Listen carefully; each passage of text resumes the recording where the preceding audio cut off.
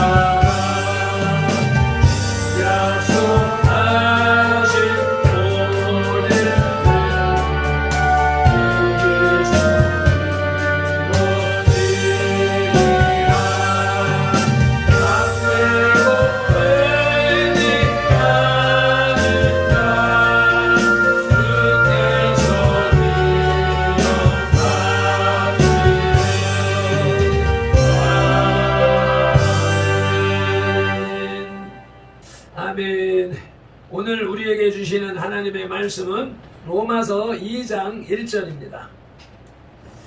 제 성경은 240쪽에 있고 로마서 2장 1절로부터 16절까지 하나님의 심판이라는 소제목이 붙어있는 단락입니다. 2장 1절 함께 한 목소리로 합독하시겠습니다. 그러므로 남을 판단하는 사람아, 누구를 막론하고 내가 핑계하지 못할 것은 남을 판단하는 것으로 내가 너를 정죄함이니 판단하는 내가 같은 일을 행함이니라. 아멘. 그러므로 라는 구절로 이 말씀이 시작되는데, 그러므로 라는 말은 결론을 유도하는 접속 부사인데 이 단어와 관련된 내용이 무엇인지 명확하지 않습니다. 신학자들은 이방인들의 잘못을 지적한 1장 18절로부터 32절 전부와 관련 짓고 있으나 다른 신학자는 단순히 1장 18절로 32절의 결론 부분인 32절만을 연결 짓습니다. 또 다른 신학자는 2장 1절 이하의 내용과 연결시키면서 결론이 먼저 제시된 것으로 이해를 합니다. 1900년에 태어나서 1981년에 생을 마친 네덜란드 태생의 미국인 주석가 핸드릭슨도 첫 번째 해석을 지지합니다. 그러므로 우리도 본문에 그러므로는 1장 18절로 32절에 이방인들의 죄목과 연결하는 접속사라는 견해를 따르는 것이 좋을 듯 합니다. 남을 판단하는 사람아 라는 구절의 직역은 남을 판단하는 모든 사람아 라는 뜻이 됩니다. 이는 바울이 유대인들을 단순히 책망하는 것이 아니라 그들의 잘못을 안타깝게 여기며 그들에게 호소하고 있음을 의미합니다. 이들 유대인들의 잘못을 두 가지로 보는데 하나는 그들이 남을 판단하는 것입니다. 즉 판단은 심판과 동일한 의미의 말로서 판단자, 곧 심판자는 오직 하나님 한 분뿐이십니다. 그러나 유대인들은 이방인을 판단함으로써 하나님의 고유한 권리를 침해하였기 때문에 이들 역시 잘못을 범했다는 것입니다. 또 다른 하나는 이들 유대인들이 남을 판단하면서 그들도 똑같은 잘못을 범하고 있다는 것입니다. 결국 유대인들은 이방인들보다 모든 면에서 더 큰 잘못을 행하고 있음을 알 수 있습니다. 오늘 우리가 불신자들보다 더 큰 죄를 범하고 있지는 않은지 곰곰이 생각해 볼 문제입니다. 이와 같은 성경을 배경으로 해서 남을 판단하지 말라는 제목으로 하나님의 말씀을 들으시겠습니다. 인생은 대부분 자기 중심적입니다. 때문에 인생은 언제나 타인과의 관계에 있어서 자신을 중심으로 모든 관계를 판단하게 됩니다. 그래서 인간의 판단은 심한 편견과 선입관에 사로잡혀 남의 장점을 발견하고 칭찬하기보다는 단점을 발견하고 비난하며 자신의 우월성을 드러내고자 하기가 일쑤입니다. 본문에서 바울은 이런 어리석은 인간의 판단을 금지하라고 선언하고 있습니다. 결국은 똑같은 죄인인 우리가 남을 판단하고 비난하는 것은 죄악이며 오히려 그 판단으로 인해 나 자신이 하나님 앞에서 심판을 받게 될 것입니다. 아멘. 주님은 우리에게 남을 판단하지 말라고 말씀하시는데 판단하지 말아야 할 이유는 첫째로 하나님만 판단하실 수 있기 때문입니다. 남을 판단한다는 것은 상대방의 행동에 대해 객관적인 입장에서 잘잘못을 가려내는 것입니다. 따라서 판단을 하는 사람은 그 대상보다 훨씬 우수한 사람이어야 하며 잘잘못에 대한 명확한 기준과 객관성을 가지고 있어야 합니다. 그런데 인간은 모두 다 하나님으로부터 창조된 피조물입니다. 그러므로 인간의 눈에는 그 능력의 우와 열이 존재할지 모르나 창조주 하나님의 관점에서 볼 때에 인간은 모두 동등한 존재입니다. 그러므로 인간은 같은 인간에 대해 판단할 만한 자격이 없는 것입니다. 오직 인간을 창조하시고 다스리시는 하나님만이 인간보다 뛰어난 통찰력과 능력을 가지시고 판단하실 수 있는 것입니다. 아멘. 사무엘상 2장 25절 말씀을 함께 합독하겠습니다. 사람이 사람에게 범죄하면 하나님이 심판하시려니와 만일 사람이 여호와께 범죄하면 누가 그를 위하여 간구하겠느냐 하되 아멘. 또한 인간은 죄로 인해 눈이 어두워져서 진리를 보지 못하므로 판단의 객관적 근거를 알 수 없습니다. 따라서 인간의 판단은 바르지 못하며 편견과 선입관에 의해 지배되는 잘못된 결과를 가져올 뿐입니다. 그러나 의로우시고 그 지혜가 무한하신 하나님은 진리를 아시는 것이 아니라 진리 그 자체이시기 때문에 언제나 공의와 정직으로 만물을 판단하십니다. 아멘. 시편 9편 8절 말씀 읽으십니다. 공의로 세계를 심판하시며 정직으로 만민에게 판결을 내리시리로다. 아멘. 35편 24절입니다. 여호와 나의 하나님이여 주의 공의대로 나를 판단하사 그들이 나로 말미암아 기뻐하지 못하게 하소서. 아멘. 그러므로 오직 만물을 판단하실 분은 하나님 한 분이십니다. 어리석은 인간이 스스로의 교만으로 남을 판단하는 것은 곧 하나님 앞에서 교만의 죄를 범하는 것이며 유일한 판단자이신 하나님의 주권을 침해하는 죄악인 것입니다. 그러므로 바울 사도는 우리를 향해 남을 판단하지 말라고 경고하고 있는 것입니다. 아멘. 판단하지 말아야 될 이유 두 번째는 판단하는 자도 같은 죄인이기 때문입니다. 아멘. 가늠하다 현장에서 붙잡힌 여인을 돌로 치려는 군중들을 향해서 예수님은 요한복음 8장 7절에서 죄 없는 자가 먼저 돌로 치라고 말씀하셨습니다. 그렇습니다. 세상 속에서 생활하는 인간이 서로의 죄악을 지적하여 이 사회를 선한 사회로 만들어가는 것은 매우 중요한 것입니다. 그러나 그것은 선한 자가 악한 자를 향하여 권고할 때에만 가능한 것입니다. 그런데 본문에서 바울 사도는 판단하지 말라고 경고하며 그 이유로 판단하는 내가 같은 일을 행한다고 말씀하고 있습니다. 인간은 모두 죄인이며 의인은 없나니 하나도 없습니다. 그러므로 사람은 남에 대하여 판단할 자격을 이미 상실한 것입니다. 우리는 모두 죄인이기에 남을 판단하지 못함을 고백하고 판단은 오로지 하나님께 맡겨야 할 것입니다. 아멘. 판단하지 말아야 할 이유 세 번째는 사랑이 없기 때문입니다. 본문의 판단이라는 단어는 시시비비에 대한 객관적인 결정이라기보다는 상대방의 잘못에 대해서 비난과 질책의 의미로 사용되었습니다. 하나님은 죽을 수밖에 없는 인생을 구원하셨습니다. 그리고 그 사랑을 받은 우리에게 너희도 서로 사랑하라고 말씀하셨습니다.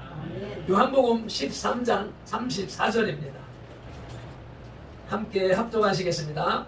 새 계명을 너희에게 주노니 서로 사랑하라. 내가 너희를 사랑한 것 같이 너희도 서로 사랑하라. 아멘. 새 계명입니다. 주님의 명령입니다. 그런데 남의 잘못을 감싸주고 용서하기보다 비난하고 질책하는 것은 하나님의 사랑을 악으로 갚는 행위인 것입니다.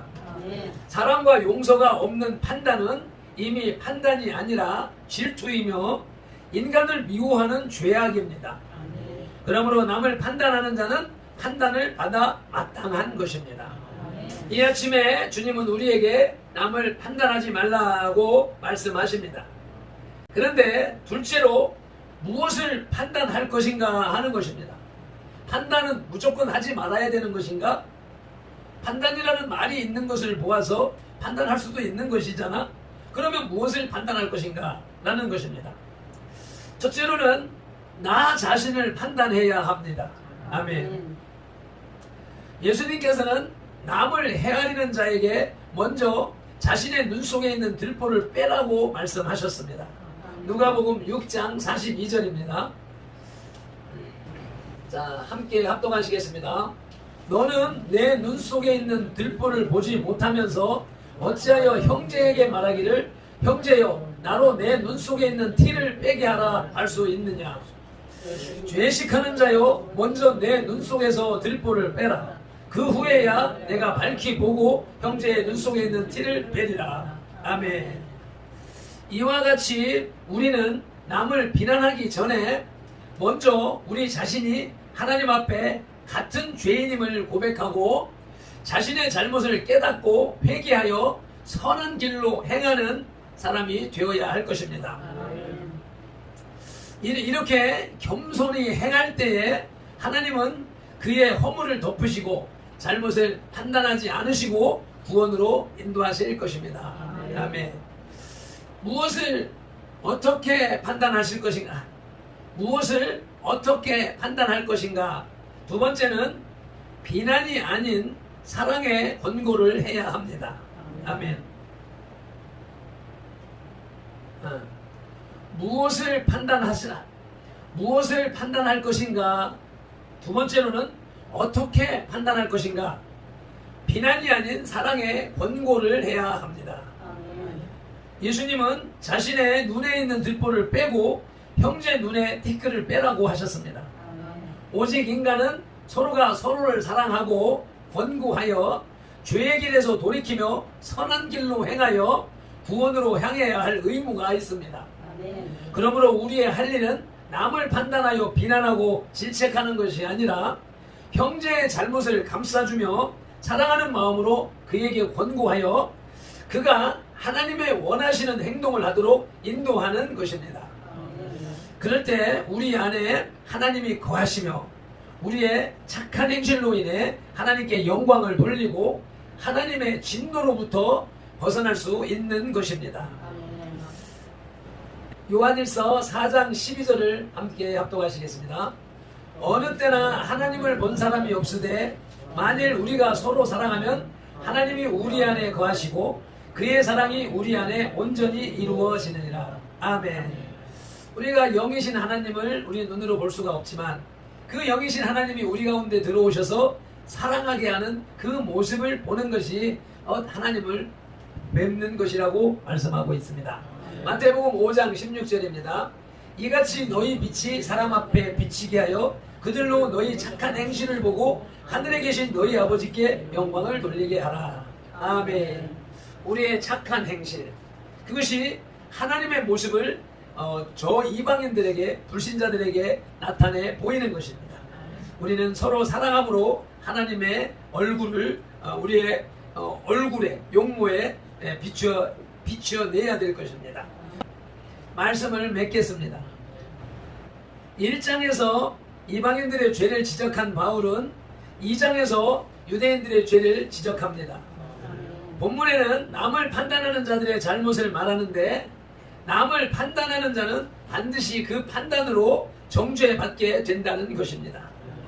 상대방의 잘못을 지적해 주는 것은 훌륭하고 용기 있는 일입니다. 그러나 그 속에 사랑의 정신이 결여되어 있다면 이는 결국 정죄 행위임을 명심해야 할 것입니다. 아멘. 기도하시겠습니다.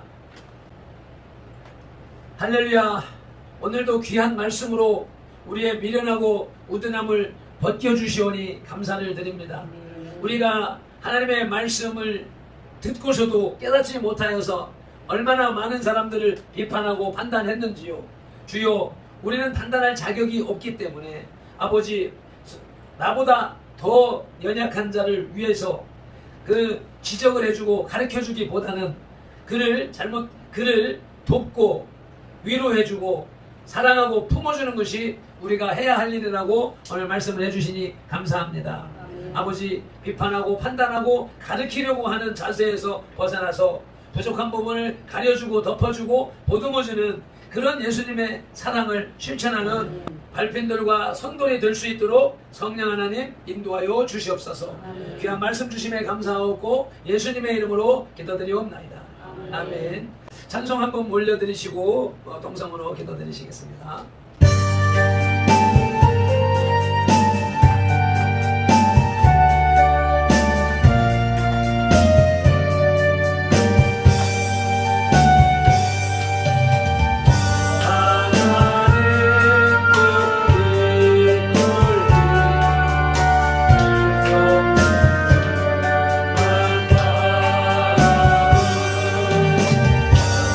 오늘